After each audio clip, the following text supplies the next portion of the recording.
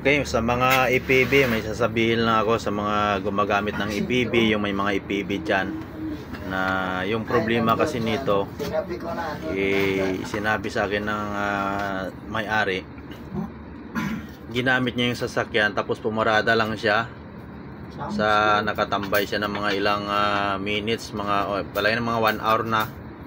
Tapos pag balik niya sa sasakyan niya is pinaandar niya, tapos kinambyo, ayaw na pumasok yung kambyo, na pinarada lang daw niya. Nagtaka ako, wala namang ulan, matag-init naman pero nagkaganon.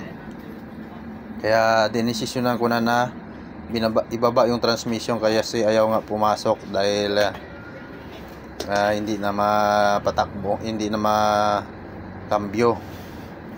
Okay, pinalitan ko rito is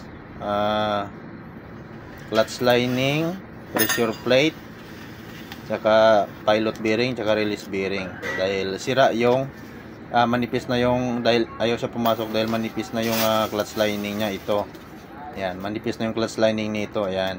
Tapos nasira na yung spring, may naputol dyan na dulo ng spring, dampening spring. Ayan, pinalitan ko clutch lining, pressure plate, tsaka pilot bearing, release bearing, kasi kailangan yun palitan lahat. Yung pressure plate kasi hindi na napapalitan kaso may damage, may gas-gas na. Ayan. Sa EPB, sa may mga EPB, baka maranasan nyo yung ganun, na nagparada ka lang tapos hindi na siya makambyo.